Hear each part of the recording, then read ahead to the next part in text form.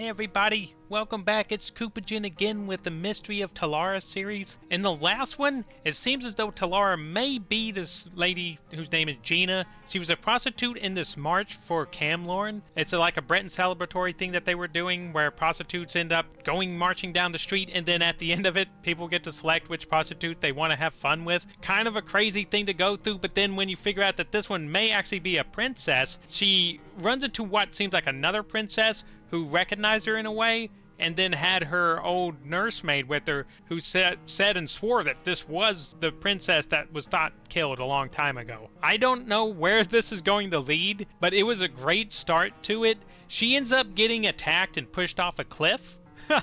And that is pretty much the book ends right there at that. So we're going to see where it picks up and how it goes from there. Thank you guys for joining me on this one. And this is Mystery of Princess Talara Part 2 by Mira Lycus. She felt nothing, darkness enveloping her body and mind. Pain surged through her leg, and with that sensation, a great feeling of cold washed over her. She opened her eyes and saw that she was drowning. Her left leg would not move at all, but using her right one and her arms, she pulled herself up towards the moons above. It was a long way through the swirling currents that wrenched back at her. At last she broke the surface and sucked in the cold night air. She was still close to the rocky shoreline of the capital city of the kingdom of Camlorn, but the water had carried her quite a ways from the point where she fell off at Cavalster Rock. Not fell, she thought, correcting herself. She had been pushed. Further down current, she allowed herself to drift. There the steep cliff walls sloped lower until they were close to the water's edge. The silhouette of a large house on the shore loomed ahead. As she neared it, she could see smoke rising from the chimney and the flicker of firelight within. The pain in her leg was great, but greater still was the chill of the water. The thought of a warm hearth fire was all the motivation she needed to begin swimming again. At the shore's edge, she tried to stand, but found she couldn't. Her tears mixed with the seawater as she began to crawl across the sand and rock. The simple white sheet which had been her costume at the flower festival was tattered and felt like a weight of lead across her back. Beyond the point of exhaustion, she fell forward and began to sob. "Please," she cried, "if you can hear me, please help." A moment later, the door to the house opened and a woman stepped out. It was Ramke, the old lady she had met at the flower festival, the one who had started and cried, "It's her," even before she herself knew who she was. By contrast, when the old woman came to her, this time there was no glimmer of recognition in her eyes. "By Sethiat, are you hurt?" Ramke whispered, and helped her up, acting as her crutch. "I've seen that gown before. Were you one of the dancers at the flower festival tonight?" "I was there with Lady Gyna Reyes, the daughter of the king." "I know, she introduced us," she groaned. "I called myself Gyna of Daggerfall." "Of course, I knew you looked familiar somehow," the old woman chuckled, and led her hop by hop across the beach and into the front door. "My memory isn't as good as it used to be. Let's get you warm and have a look at that leg." Ramke took Gyna's soaking rags and covered her with a blanket as she sat at the fire. As the numbness of the chill water began to leave her, it cruelly abandoned her to the intense agony of her leg. Until then, she had not dared to look at it.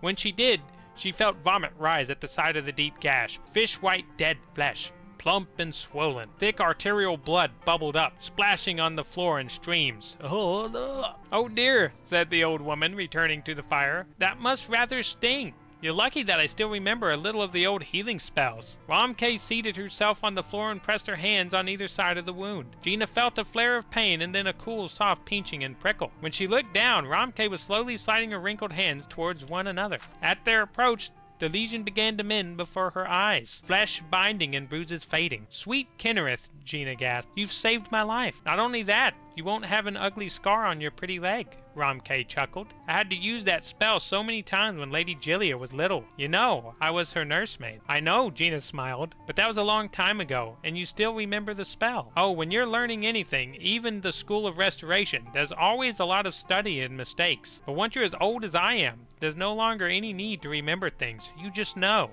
After all, I probably cast it 1,000 times before." Little Lady Gyna and the little Princess Talara was always getting cut and bruised. Small wonder the way they were always climbing all over the palace. Gyna sighed. "You must have loved Lady Gyna very much." "I still do," Ramke beamed. "But now she's all grown and things are different. You know, I didn't notice it before because you were all wet from the sea, but you look very much like my lady. Did I mention that before when we met at the festival? You did, said Gyna. Or rather, I think you thought I looked like Princess Talara. Oh, it would be so wonderful if you were, the princess returned, the old lady gasped. You know, when the former royal family was killed and everyone said the princess was killed though we never found the body, I think the real victim was Lady Gyna. Her little heart just broke, and for a while it looked like her mind did too. What do you mean? Asked Gyna. What happened? I don't know if I should tell a stranger this, but it's fairly well known in Camlorn, and I really feel like I know you. Romke struggled with her conscience and then released. Gyna saw the assassination, you see. I found her afterwards hiding in that terrible blood-stained throne room, and she was like a little broken doll. She wouldn't speak, she wouldn't eat. I tried all my healing spells, but it was quite beyond my power, so much more than a scraped knee.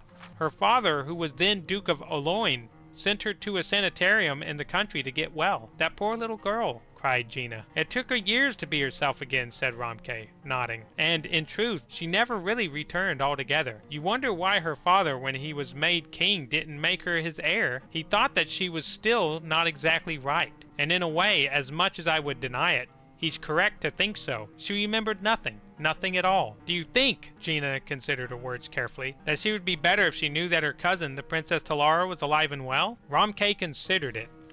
I think so, but maybe not. Sometimes it's best not to hope. Gyna stood up, finding her leg to be as strong as it looked to be. Her gown had dried, and Romke gave her a cloak, insisting she protect herself against the cold night air. At the door, Gyna kissed the old woman's cheek and thanked her, not only for the healing spell and for the cloak, but for everything else of kindness she had ever done. The road close to the house went north and south. To the left was the way back to Camlorn, where secrets lay to which she alone held the key. To the south was Daggerfall, her home for more than 20 years. She could return there, back to her profession on the streets, very easily. For a few seconds, she considered her options and then made her choice. She had not been walking for very long when a black carriage drawn by 3 horses bearing the imperial seal, together with 8 mounted horses, passed her. Before it rounded the wooded pass ahead, it stopped suddenly. She recognized one of the soldiers as Nordtooth, Lord Strail's manservant. The door opened and the Lord Strail himself, the Emperor's ambassador, the man who had hired her and all the other women to entertain at court, stepped out. You, he frowned. You're one of the prostitutes, aren't you? You're the one who disappeared during the flower festival? Gyna, am I right? That is true, she smiled sourly.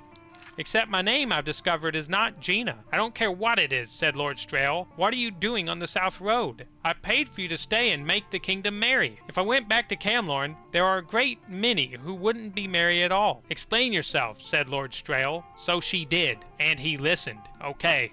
She survived the fall. She made it to the shore, right to the Romke lady, who was the nursemaid that was mentioned in the first book, who kind of pointed out that she may be the missing princess or a princess who is thought to have perished. And now we also discover the other princess was emotionally scarred by the assassination because she saw it all go down. And when she was sent to be healed for it, she came back with no memory of what had happened, and a few other things a little off with her that actually made the king declare that she was not an heir to the throne in any way. I don't know why that would exactly be the case if he was also the one who sent her off to be healed, but that seems to be what we're dealing with so far. She gets healed and now she's going out, ran into the guy who hired her, and he's all like, why are you not pleasing the men in the city? And she's like, well, I don't think they'd be pleased right now, you know? So we'll see what happens in the next book. Thank you guys, and if you enjoyed this, throw a little punch at that like button, slap it real good for me, and hit that subscribe so that you guys